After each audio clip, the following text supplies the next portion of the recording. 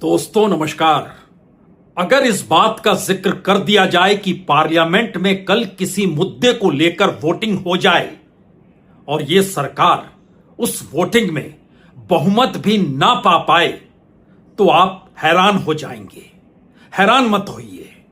मौजूदा परिस्थितियां इस देश की कुछ ऐसी हो चली है जहां पर हर राजनीतिक दल को अब यह लगने लगा है वो जहां पर खड़ा है वहां या तो खामोशी से खड़ा रहे या फिर जिन मुद्दों के आश्रय उसने अभी तक राजनीति की है कम से कम उन मुद्दों पर वह अब चुप बैठ जाए। परिस्थितियां बदल रही है।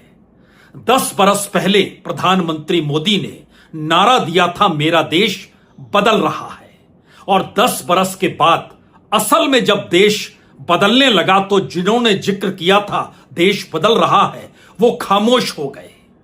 बीते 15 दिनों से उनके जुबां पर से एक भी शब्द निकला नहीं है। पार्लियामेंट चल रही है। इस देश के भीतर जनजी सड़क पर है। इस देश में जन अल्फा भी गाहे बगाहे निकलकर सड़क पर आकर कहीं कलेक्टर भी घेरने की कोशिश में वह जुट चुका है अपनी मांगों को मनवाने के लिए। क्या सरकार फेल हो गई है या इस बदलती परिस्थिति में पारंपरिक राजनीति अब हाशिए पर जा चुकी है? बात इतनी भर नहीं है। ये पहला मौका है कि संसद का मतलब सरकार उस संसद के जरिए कानून बनाती है, और यकीन जानिए इस दौर में सरकार के पास वो ताकत है ही नहीं जिसके आश्रय वह कोई भी बिल पास करा पाए। 2 तरह के बिल होते हैं, एक में बहुमत चाहिए, दूसरे में 2/3 बहुमत चाहिए। और 2/3 बहुमत का मतलब है इतनी पॉलिटिकल पार्टियों का साथ चाहिए जो इस वक्त एनडीए से बाहर हैं। ध्यान दीजिए, इसीलिए निकले थे देश के गृह मंत्री अमित शाह। उनको यह चुनौती दिल्ली से दी गई थी, आप अपनी ताकत दिखाइए, सत्ता आपके पीछे खड़ी है, और जो हम चाहते हैं उसको पार्लियामेंट के भीतर लेकर आएं और सभी साथ दें। 2 बड़े बिल FCRA और परिसीमन, इसी बात का जिक्र हो रहा था। दोनों के लिए 2/3 बहुमत चाहिए। FCRA का मतलब बहुत साफ था कि विदेश से आने वाले हर पैसे पर सरकार की निगरानी नहीं, पूरा कंट्रोल होगा। यानी यह बात जब गाहे बगाहे उठती है कि दरअसल विदेश से जो पैसा आता है उससे इस देश में सरकारें बदल दी जाती है, क्योंकि आंदोलन के लिए वो पैसा आता है। उसी विदेशी पैसे को रोकने के लिए FCRA लाने का जिक्र हुआ। इस देश में उस पैसे का उपयोग एजुकेशन सेक्टर में होता है, हेल्थ सेक्टर में होता है, और रिलीजियस ऑर्गेनाइजेशंस जो हैं वो चाहे चर्च से जुड़े हुए हों चाहे मस्जिदों से जुड़े हुए हों, वहां पर भी यह खर्च होता है। और जब सरकार मौजूदा वक्त में बीजेपी और संघ की है तो RSS पर कोई रोक होती नहीं है, कोई जांच नहीं करता है। सरसंघचालक जाने वाले हैं कनाडा, जहां विरोध हो रहा है उनका, उन्हें क्यों आने दिया जा रहा है? वो जा रहे हैं अमेरिका, विरोध हो रहा है, वो जर्मनी भी जाएंगे। लेकिन सत्ता जब प्रचारक की हो और विचारधारा जब स्वयंसेवक के तौर पर संघ की हो तो फिर एक तरफ आप ढील देते हैं, दूसरी तरफ बंदिश लगाते हैं, तो FCRA बिल नहीं ला सकते हैं। और FCRA बिल को आज भेज दिया गया ज्वाइंट पार्लियामेंट्री कमेटी के पास। आप कह सकते हैं उस रास्ते से दोबारा एंट्री होगी। वो एंट्री जब होगी तब की राजनीति में कौन कौन बचेगा, कौन कौन हाशिए पर होगा, इसके कयास मत लगाइए, क्योंकि इस दौर में देश के भीतर जो चर्निंग हो रही है उसके दायरे में तमाम राजनीतिक दल जरूर आएंगे। आज पार्लियामेंट आ चुकी है। छात्रों को लेकर गृह मंत्री कुछ बोलना नहीं चाहते हैं, प्रधानमंत्री भी कुछ भी बोल नहीं रहे हैं, क्योंकि वो जानते हैं एक भी शब्द निकला तो उसके बाद इस देश के भीतर की पूरी राजनीति उन छात्रों के साथ खड़ी हो जाएगी जिन छात्रों ने इस दौर में अपनी ताकत का एहसास हर मायने में मौजूदा सत्ता को करा दिया है। तो JPC की दिशा में FCRA को भेजना पड़ा। और उसके बाद अगला सवाल था परिसीमन का। परिसीमन यानी इस देश में लोकसभा की सीटें 543 से बढ़कर 800 तक पहुंच जाए, उसके बाद बीजेपी मनमानी तरीके से या मौजूदा राजनीतिक सत्ता अपने तरीके से अपनी कुर्सी की खातिर ऐसे उम्मीदवारों को भी खड़ा करने से चूकेगी नहीं जो नए उम्मीदवार होंगे, और हर किसी के पास नए उम्मीदवारों की फहरिस्त होनी चाहिए। माना गया बीजेपी के भीतर की प्रधानमंत्री मोदी और गृह मंत्री अमित शाह तो इसी तैयारी में लगे थे परिसीमन बिल पास हो, और वो पास इसलिए हो जाएगा क्योंकि दक्षिण के राज्य जो हैं वहां के तमाम राजनीतिक दल भी ये सोचेंगे अच्छा सीटें बढ़ जाएंगी, चलिए 2-4 सही हमारे सांसद तो आ जाएंगे। ये डीएमके को भी लालच दिया गया, इस देश की हर पॉलिटिकल पार्टी को लालच दिया गया जो एनडीए के साथ नहीं है, और लगातार घूमते फिरते हुए इस बात का जिक्र महाराष्ट्र के छत्रपों से भी किया गया। उस कतार में चाहे उद्धव ठाकरे हो, चाहे शरद पवार हो, उस कतार में चाहे ममता बनर्जी हो, चाहे कोई भी पॉलिटिकल पार्टी किसी भी छत्रप के आश्रय जब खड़ी हुई हो, तो उसमें अखिलेश यादव हो या तेजस्वी यादव हो, सबको एक तरीके का यह लालच है कि दरअसल पार्टी के भीतर आपके ज्यादा उम्मीदवार चुनाव लड़ पाएंगे। लेकिन एक झटके में इस देश की यात्रा करते समय अलग अलग पॉलिटिकल लीडरों से मिलते वक्त इस देश की धड़कनों को महसूस गृह मंत्री ने तो कर लिया। वो जान गए दरअसल 2/3 तो दूर की गोटी है, इस दौर में सवाल तो सरकार की हर नीति को लेकर उभरने लगा है। एक दिन पहले ही जो 4 बिल पेश किए गए उसमें 2 बिल गृह मंत्रालय से जुड़े थे। अगर उस पर भी वोटिंग की नौबत आ जाती, चाहे वो केरल का नाम बदलने को लेकर हो, चाहे कोऑपरेटिव कॉरपोरेशन में लाए गए नए संशोधन बिल का जिक्र हो, अगर वोटिंग की नौबत आ जाती तो कहीं कोई बिल गिर जाता तब क्या होता? जी, यह इस देश की वो धड़कन है जिसको जंतर मंतर के बाद कहीं तेजी से महसूस मौजूदा सत्ता ने कर लिया है। इसीलिए यह सवाल छोटा हो चला है कि गृह मंत्री अमित शाह संसद तो आते हैं लेकिन सदन में क्यों नहीं आते हैं? प्रधानमंत्री मोदी मंगल मिलन करते हैं और बंद कमरे के भीतर तिरंगा हाथ में देकर वो लहराते तो हैं, लेकिन सदन में क्यों नहीं आते हैं? और पहली बार खुलकर 12 बरस में कभी पार्लियामेंट के परिसर में खड़े होकर किसी भी कांग्रेसी नेता ने कहा है गृह मंत्री भगोड़ा है, प्रधानमंत्री भगोड़ा है? आपने सुना है? नहीं सुना होगा। यह बदलती हुई राजनीतिक परिस्थितियों की वह स्थिति है जिसमें अब सत्ता खड़ा होना नहीं चाहती है, या फिर वो खड़ा होगी तो कहीं ढह ना जाए। ये धड़कनें कहां कहां सुनाई दी जरूर बताएंगे, लेकिन कांग्रेस के इन शब्दों को पहले सुन लीजिए।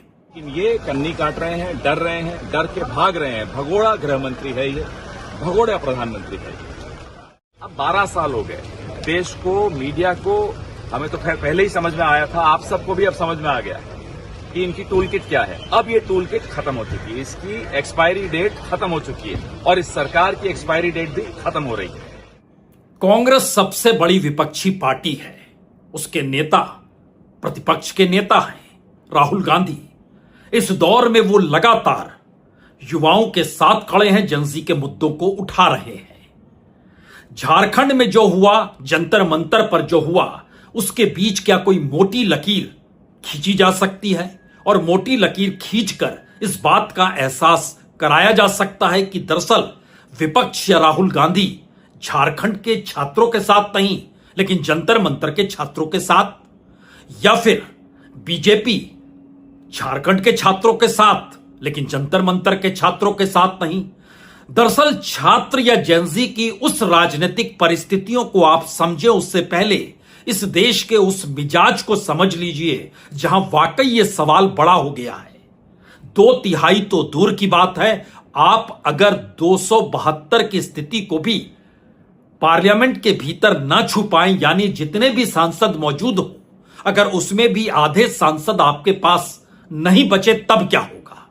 क्या यह सवाल चंद्रबाबू नायडू की राजनीति में समाने लगा है? क्या यह जनता दल यूनाइटेड की राजनीति में समाने लगा है? क्या यह शिवसेना की राजनीति में समाने लगा है, जिसके पास दूसरी टूट के बाद 13 सांसद हो गए हैं? किसके भीतर यह समाने लगा है, या फिर इन पॉलिटिकल पार्टीज के अंदर भी जो अलग अलग सांसद हैं वह भी इस हकीकत को जानने लगे हैं? घर के भीतर का जेंजी खड़ा है और समझा रहा है आप किस राजनीतिक दिशा में जा रहे हैं, और इस देश के भीतर हर जगह पर विरोध की परिस्थितियां कुछ इस तरीके से है जहां पर आपको हर जगह लाठियां नहीं चलानी होंगी, सिर्फ महसूस करना होगा। तो क्या गृहमंत्री अमित शाह ने महाराष्ट्र, तमिलनाडु, पुडुचेरी उस यात्रा के दौर में समझ लिया और दिल्ली में आने वाले नेताओं के रुख को भी वो जान गए? वाकई इस दौर में देश वाकई बदल रहा है क्या? यानी 10-11 बरस पहले प्रधानमंत्री मोदी जब प्रधानमंत्री बने तो लाल किले के प्राचीर से भी कहा मेरा देश बदल रहा है। वो हवा में उछाला गया एक सिक्का था। उस दौर में इस देश में क्या कुछ बदला, इसको 10-11 बरस के बाद यह देश कमोवेश हर क्षेत्र में महसूस कर रहा है। प्राइवेटाइजेशन हो, मोनेटाइजेशन हो, या फिर इस देश के पब्लिक सेक्टर को पूरे तरीके से कॉरपोरेट के हवाले करना हो, कॉरपोरेट मित्रों के नेटवर्थ को बढ़ाने के लिए सब कुछ उनके हवाले करना हो, जो बेसिक इस देश का होता है, चाहे वह पोर्ट हो, चाहे एयरपोर्ट हो, चाहे वो एग्रीकल्चर हो, चाहे वो रिटेल सेक्टर हो, चाहे वो पावर सेक्टर हो, चाहे वो कम्युनिकेशन सेक्टर हो, सब कुछ सरकार ने अपने कांधे से झड़क कर अपने मित्रों को सौंप दिया और उनका नेटवर्क 300% तक बढ़ते चला गया। जेंजी तो देख रहा है, उसके भीतर सवाल भी है। उन सवालों का जवाब कौन देगा, और वो सवाल जब सड़क पर निकल कर आए तो उसका असर कैसे इस देश में होने लगा, और क्यों पार्लियामेंट इस दौर में थर्रा रही है, क्यों गृहमंत्री नहीं कुछ कह रहे हैं, प्रधानमंत्री क्यों कुछ नहीं कह पा रहे। आज हम आपको एक तस्वीर दिखलाते हैं, बड़ी रोचक तस्वीर है ये। हमीरपुर बुंदेलखंड का इलाका है। इस देश के सबसे गरीब क्षेत्रों में उसकी शुमारी होती है। हमीरपुर के बच्चे, हमीरपुर की महिलाएं, गांव में सड़क नहीं बनी है, कहां जाएं अपनी बात कहने के लिए? आप कहेंगे अच्छा पंचायत चले जाओ, आप कहेंगे विधायक से मिल लो। जी नहीं, ये बच्चे दौड़ते हुए, महिलाएं दौड़ती हुई कलेक्टर के दफ्तर पहुंच गई। बाहर पुलिस खड़ी थी, रोका गया। पुलिस शोर मचाने लगी। जो गांव की महिलाएं थी वह भी जोर जोर से चिल्लाने लगी। मैसेज था, हमारे गांव में सड़क क्यों नहीं बन रही है?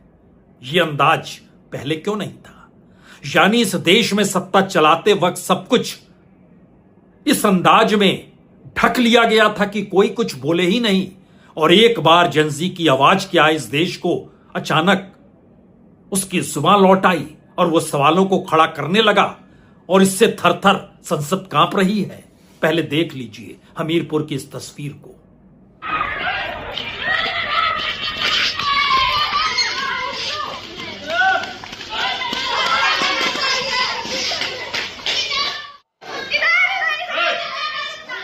हेलो, अरे महिलाओं तक बवाल किए हैं कलेक्ट्रेट में। हाँ,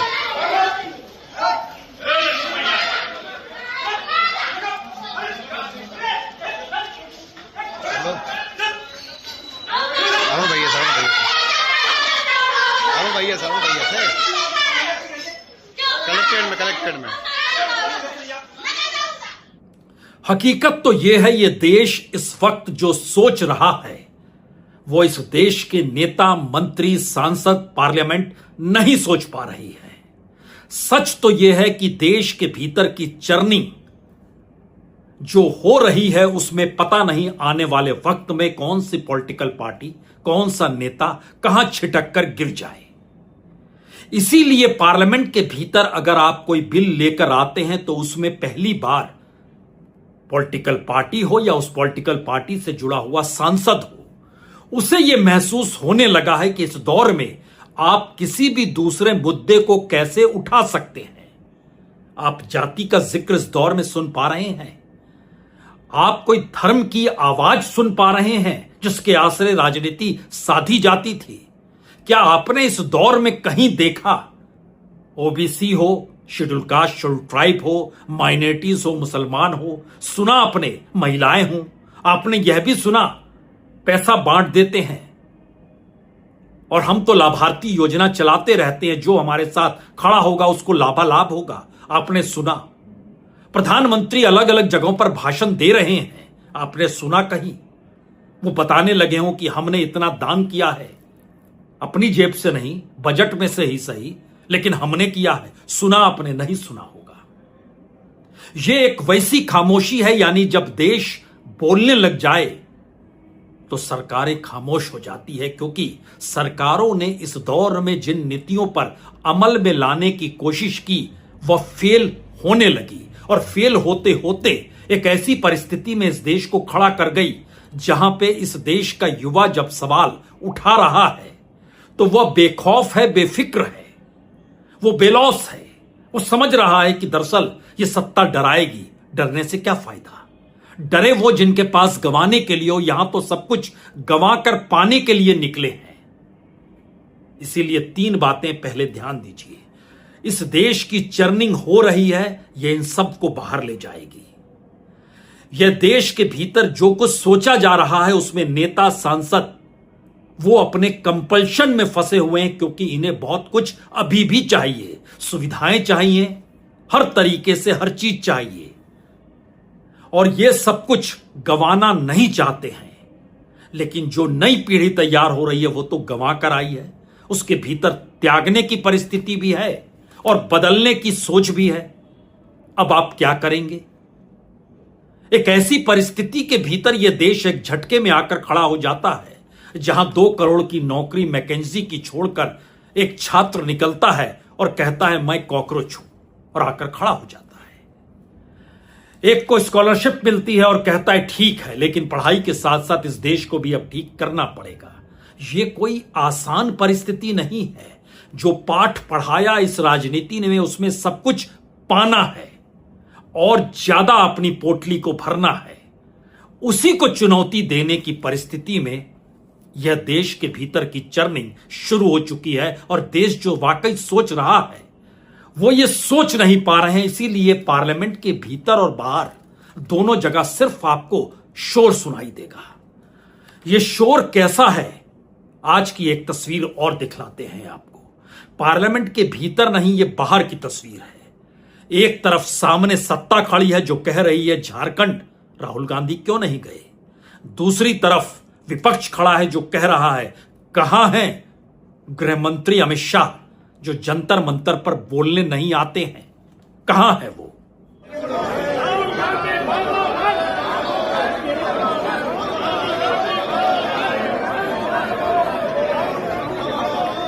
माफी मांगो, माफी मांगो, माफी मांगो, माफी मांगो, माफी मांगो, माफी होगी, माफी होगी, माफी होगी, माफी होगी, माफी होगी, माफी होगी।